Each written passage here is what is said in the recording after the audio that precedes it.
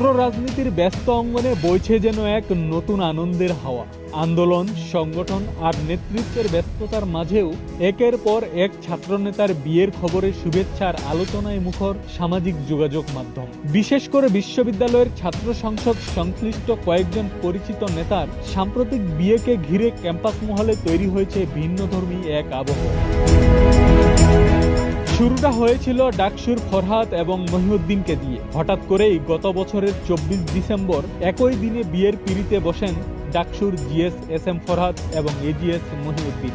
ছাত্র রাজনীতিতে সক্রিয় ওই দুই নেতার নতুন জীবনে পদার্পণের খবর তখন সহপাঠী ও শুভানুধ্যায়ীদের মাঝে ব্যাপক সাড়া ফেলেছিল। তখন অনেকেই মজা করে বলেছিলেন, রাজনীতির সাথে সাথে এবার সংসার গঠনের আন্দোলন শুরু।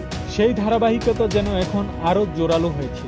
সেই ধারাবাহিকতায় আজ বিয়ে সম্পন্ন হয়েছে যোগসুর জিএস মাঝারুল ইসলামের। সেখানে উপস্থিত ছিলেন ডাকসুর ভিপি সাদিক কায়েম, কয়েকজন সংসদ সদস্য সহ জামাত শিবিরের কেন্দ্রীয় নেতৃবৃন্দ।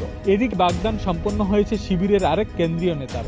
ছাত্র শিবিরের কেন্দ্রীয় শিল্প ও সংস্কৃতি সম্পাদক হাফেজ মোহাম্মদ আবু মুসা আজকে বাগদান সম্পন্ন করেছেন। সেখানে উপস্থিত ছিলেন ছাত্র শিবিরের কেন্দ্রীয় সভাপতি ও সেক্রেটারি সহ ডাকসুর ভিপি সাদিক কায়েম। এখন এগুলো দেখে অনেকেই মজা করে প্রশ্ন করছেন, শিবিরের কেন্দ্রীয় সভাপতি ও সেক্রেটারি সবার বিয়ে করিয়ে দিচ্ছেন, কিন্তু তাদের বিয়ে কবে? এদিকে আগামী 13 তারিখ বিয়ের পিঁড়িতে বসতে যাচ্ছেন ডাকসুর আলোচিত ভিপি সাদিক কায়েম। শোনা যাচ্ছে ভিপির শ্বশুরবাড়ি হতে যাচ্ছে কুমিল্লা। পাত্রীর নাম আনিকা ফরাইজ।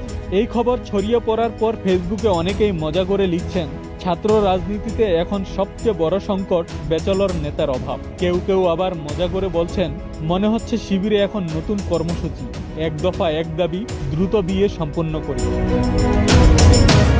সাম্প্রতিক সময়ে ছাত্র নেতাদের ধারাবাহিক বিয়েকে অনেকে ইতিবাচকভাবেই দেখছেন। তাদের মতে সংগঠন ও শিক্ষাঙ্গনে দায়িত্ব পালনের পাশাপাশি জীবনের নতুন অধ্যায়ে প্রবেশ করাটাও একটা আনন্দের বিষয়। ব্যস্ত রাজনৈতিক জীবনের বাইরে পরিবার ও ব্যক্তি জীবনের গুরুত্বও যে সমানভাবে রয়েছে, সেটি যেন সামনে আসছে এসব আয়োজনের মাধ্যমে। ক্যাম্পাস রাজনীতির পরিচিত মুখদের এই নতুন যাত্রা তাই শুধুই ব্যক্তিগত নয়, অনেকের কাছেই এটি হয়ে উঠেছে আনন্দ ও শুভকামনার উপলক্ষ। নেতাকর্মী থেকে শুরু করে সাধারণ শিক্ষার্থীদের মাঝেও এখন আলোচনার বিষয়। রাজনীতির মঞ্চের পাশাপাশি জীবনের নতুন মঞ্চেও শুরু হচ্ছে তাদের নতুন পথচলা। আব্দুস সালাম।